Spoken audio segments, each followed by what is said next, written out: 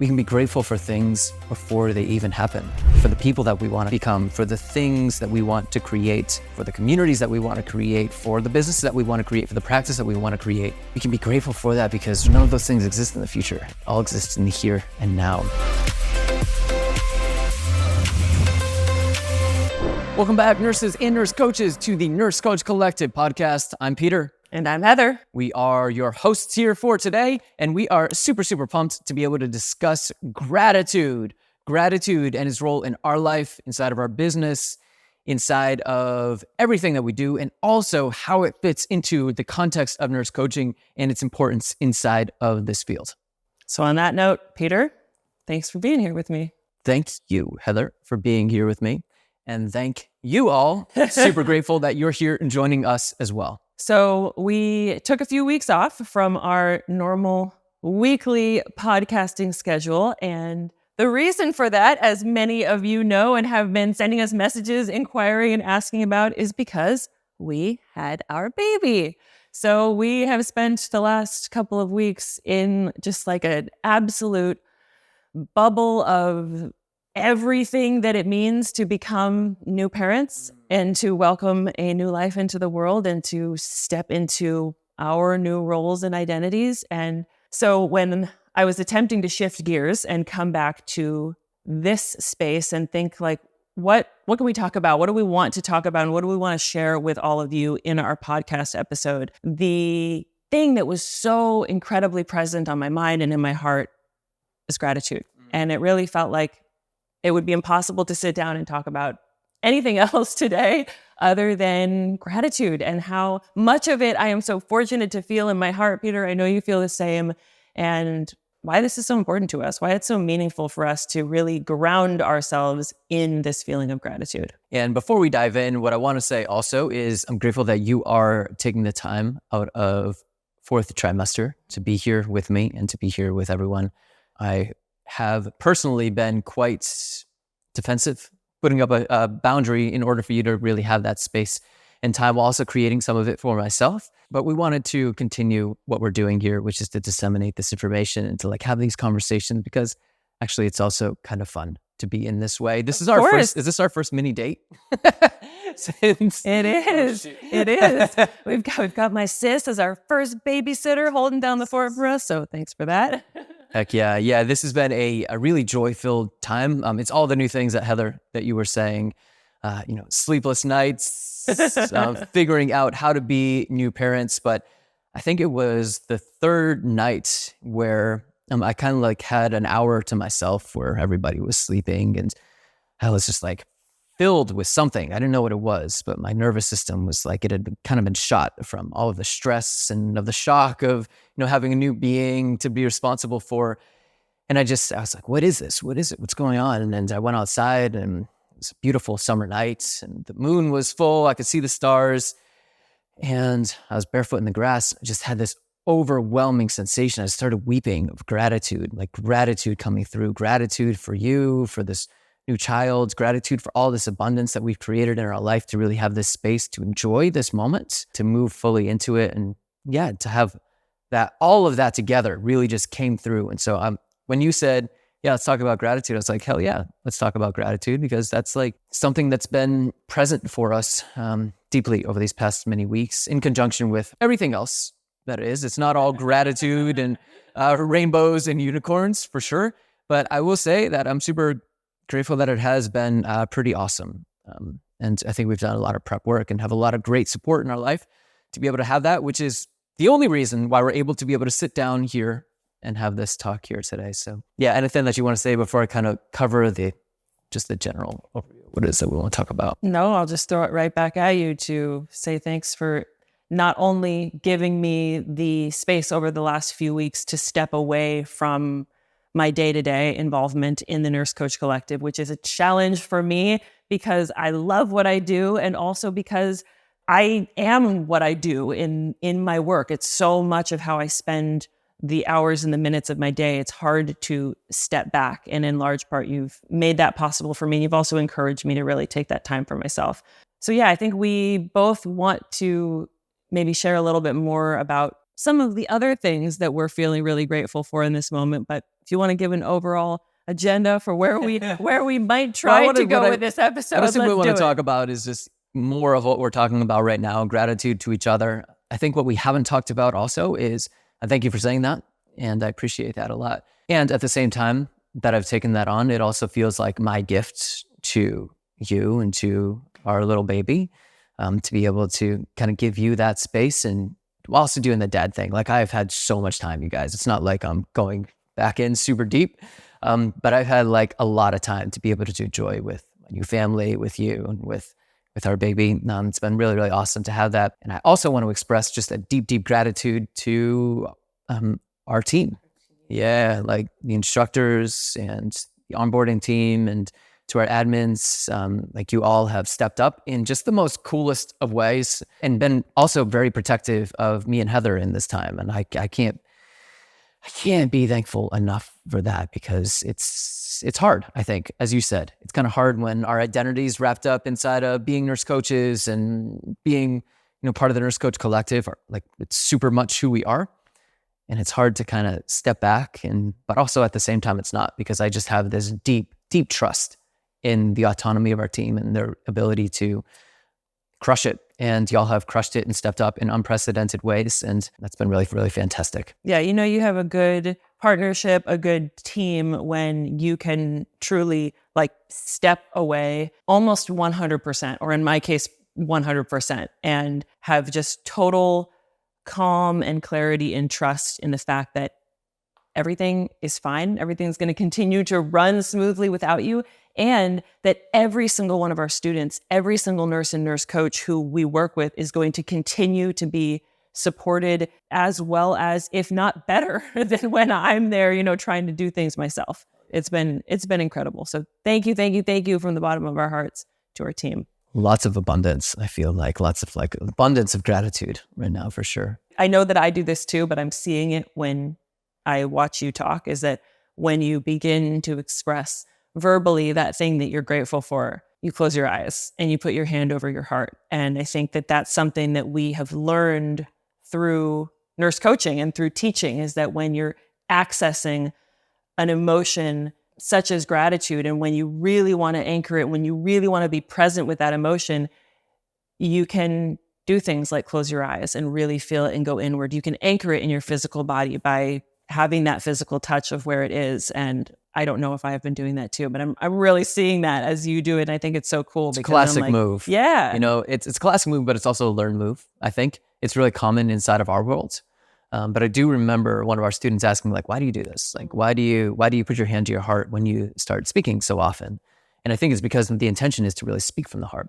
And when I'm trying to access heart-centered, when I'm trying to convert emotions, positive elevated emotions like gratitude into speech, can sometimes be a little bit challenging. So I think just that touch there allows us to reconnect with and kind of start to translate those emotions into language. At least that's what it does for me. And I think so many of us as well. And also gives us the chance to slow down. For me, the closing the eyes is part of that slowing down, the going inward, and also gratitude when you really allow yourself to feel it. Like, not just to say, hey, thanks, I have such an amazing team, or thanks for being here. Like, those are surface level thank yous, and that's super important too. But like, when you really feel it, to that point that I know because we both see it and we can see it in each other's eyes, but it's vulnerable. It's really vulnerable to share with somebody. It's really vulnerable to experience, because it's so deep, it's so raw, it's so real.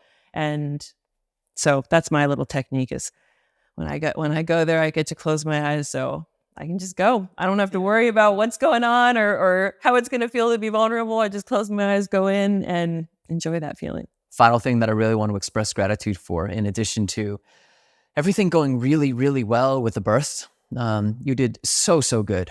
I know this is one of those things that you have to, for all my partners out there, when woman goes through it, when you birth that baby, it's like, whoa. Like you said, I have a completely different respect for, I know I've been a nurse, I know I've seen a couple of births, but it was completely different. And I just have such a deeper level of respect for how powerful you are, and to all the mothers out there, how powerful y'all are. It's just absolutely incredible. And yeah, really grateful for relatively healthy birth experience, having the space over the past month, giving you the space, the team giving me the space. And also, final piece I want to touch on there is to all of our students and to our community.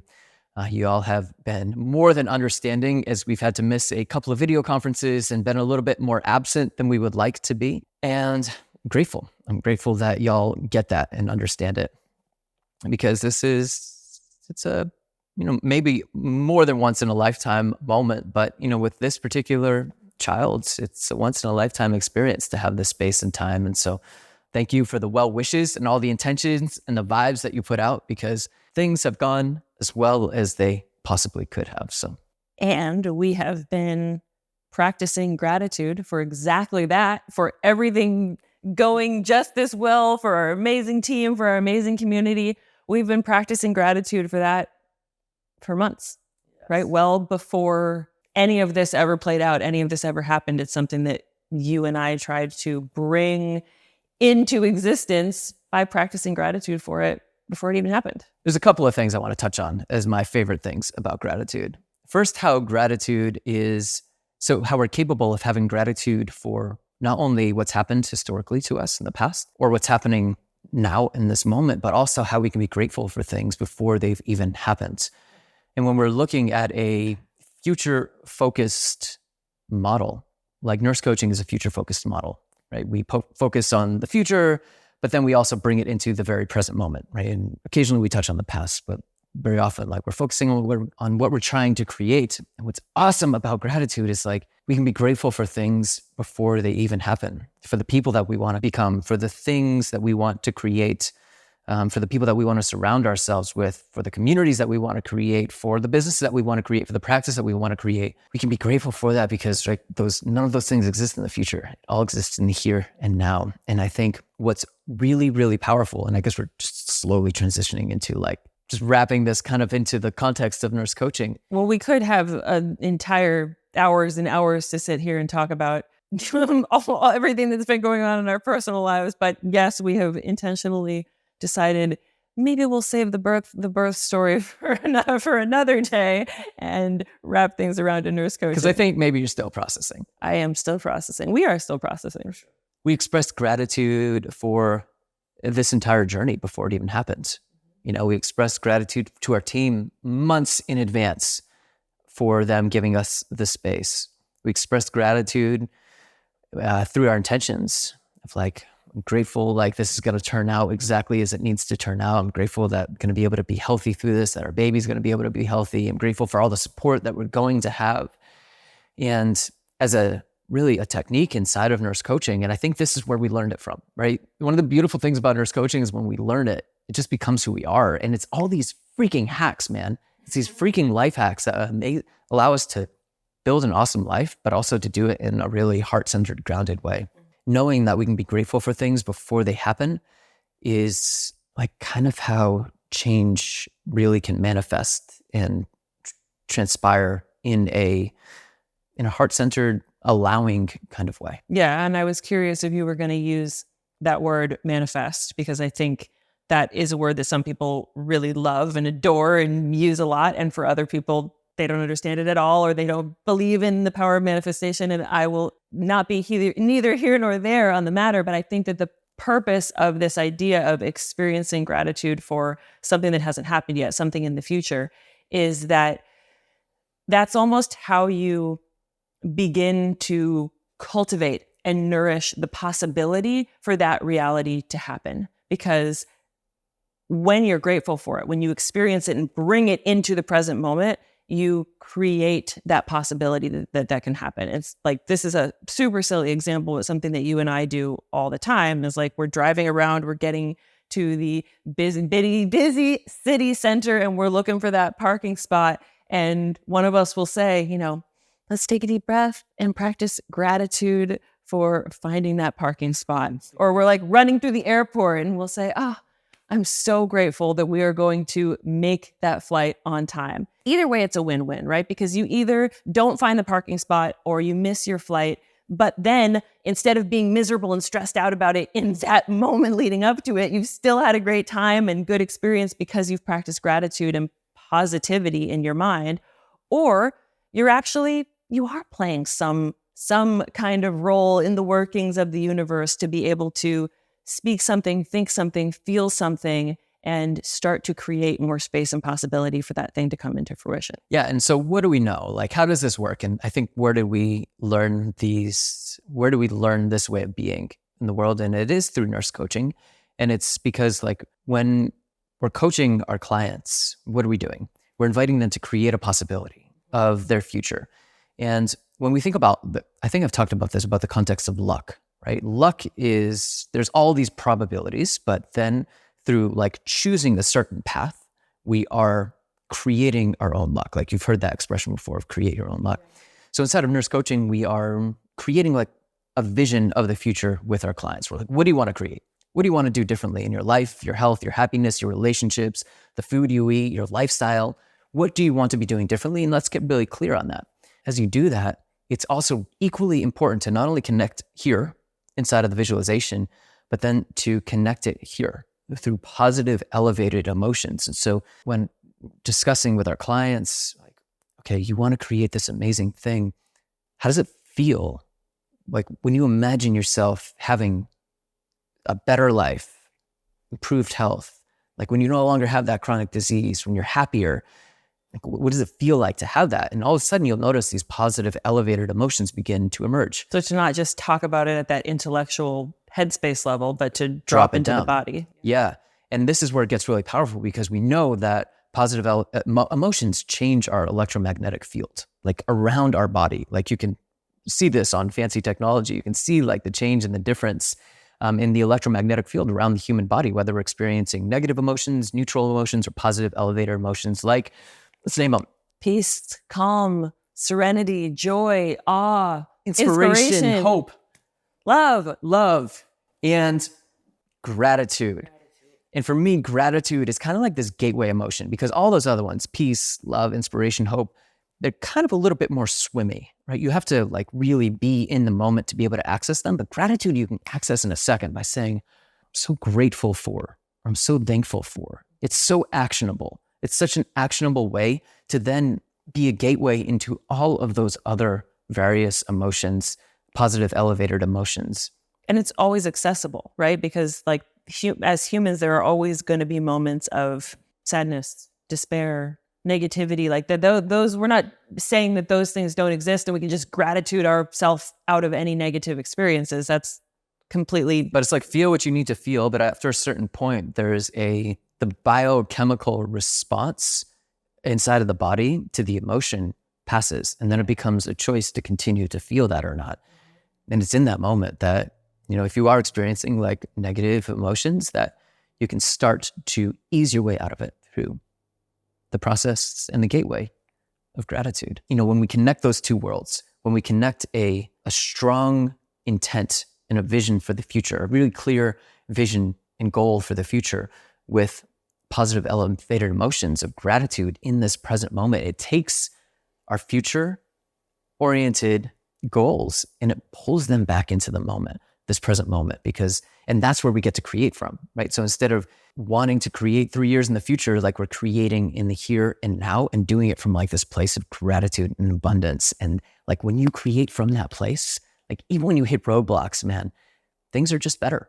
It's easier. You get to enjoy the journey rather than being like so focused on the goal or stressed or worried or anxious about any of those things far off. And you said this once, but you said it quickly, so I want to repeat it, which is because this is also important because the future doesn't exist. Like, come with me here, because I know it sounds weird when I say it and a little esoteric, but like the future doesn't exist. It never exists. The only thing that we ever get to exist in and live in and be truly here and now in is the here and now, is the present. So that is how we do it. That's how we take this future that doesn't exist and like reel it in, anchor it in, experience it, and play our role in actively creating what could possibly come next. I think we're super connected.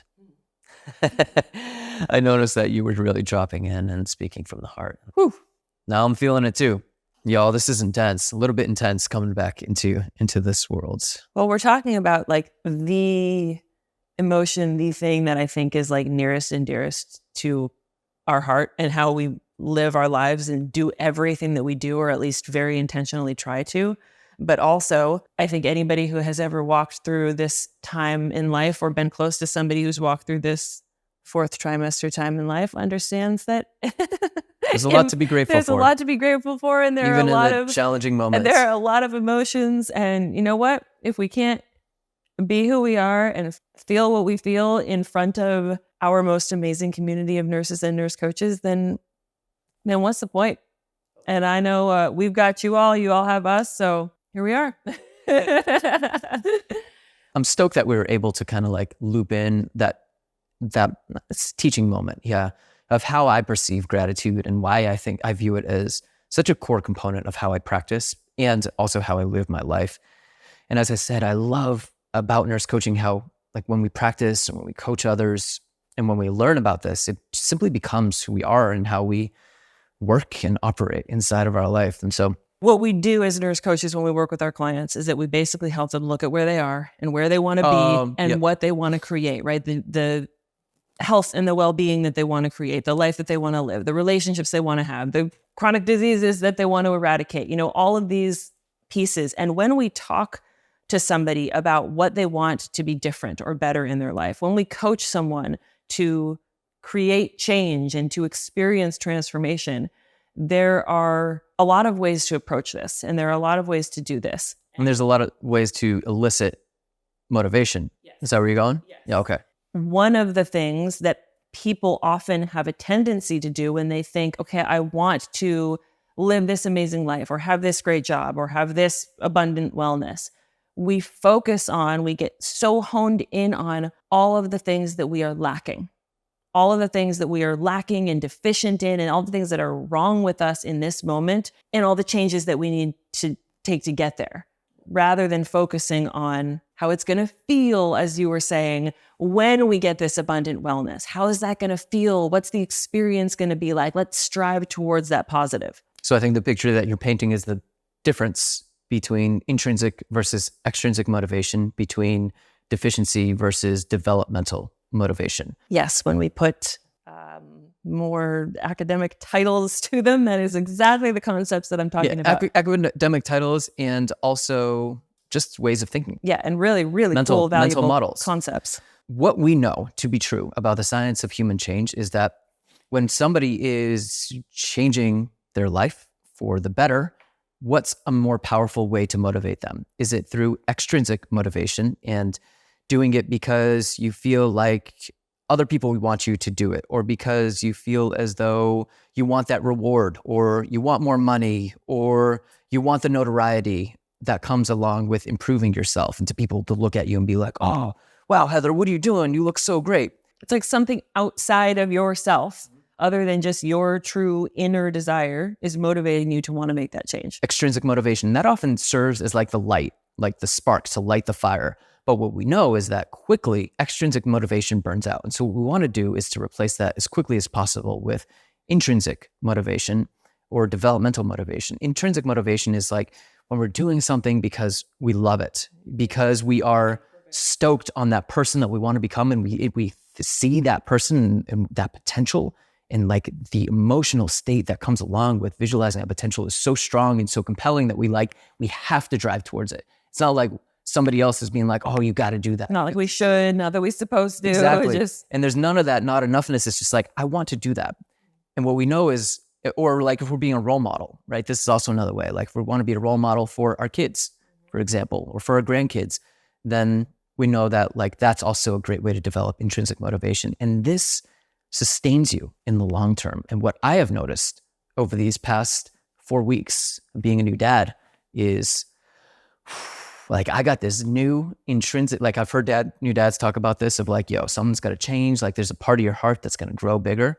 It was like the moment he came here, I was like, whoa, like I feel like I'm pretty well adjusted in life and pretty purposeful, but it's created just this new drive to be a better me, to be more efficient instead of like, you know what? Maybe this comes from sleep deprivation.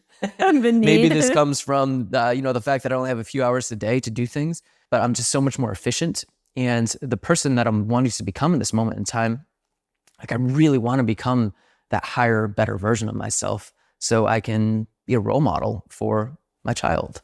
In doing so, like I'm just doing what I know to work in growth, in personal growth and personal change, which is that those intrinsic motivators are so much more, they have so much more longevity than the extrinsic ones. And because they come from a place of development versus a place of like lacking. So instead of saying like, oh, Pete, you don't have this, you don't have that, you're not good enough, like that's deficiency. I'm coming from a place of abundance of like, man, I want to create all of this and I have so much already and I want more because it just feels awesome. And like thinking about that person I want to become, like when I get to create from that state of abundance and gratitude, I get to enjoy the journey and I get to have fun in the whole process of it. So that's how it ties then around to what we were talking about before with the positive elevated emotions, is because that sense of intrinsic motivation is grounded in things like gratitude, is grounded in those positive elevated emotions rather than deficiency, which is generally wrapped up in the more negative emotions. Awesome. So we have covered a lot of grounds. And before we close out, I think what I also want to do is, what I want to do is to real quick, 3 easy ways to practice gratitude starting today. Number 1 is by quickly saying what I'm grateful for. And to take this to the next level, it's not just what I'm grateful for, but also you want to follow it up with a qualifier of because. I'm grateful for my amazing partner because of everything that we have done together, the beautiful child that we've created, the beautiful business that we have, and all the abundance that we have in my life. And I'm only doing an okay job. You want to go? You want to give it a shot? I am grateful for the fact that you are even willing to sit down and talk about like being new parents and even mention stuff about our birth, because I know sometimes it's not our forte to sit down and talk personal, but like this is what isn't really present, is to have this kind of convoluted conversation of like, let's tie in the learning points and talk about nurse coaching, but also be exactly where we are at. This feels really unique. It feels really special. I'm going to love listening back on this later of just like a stamp in the exact moment that we were at. I'm very grateful for that. I'm grateful for this moment of growth. I'm grateful to be a nurse coach and to be part of this movement because it has given me the community that supports me. It has given me work that I love to do and that I'm passionate about every single day. It gives me the tools to grow and always be growing.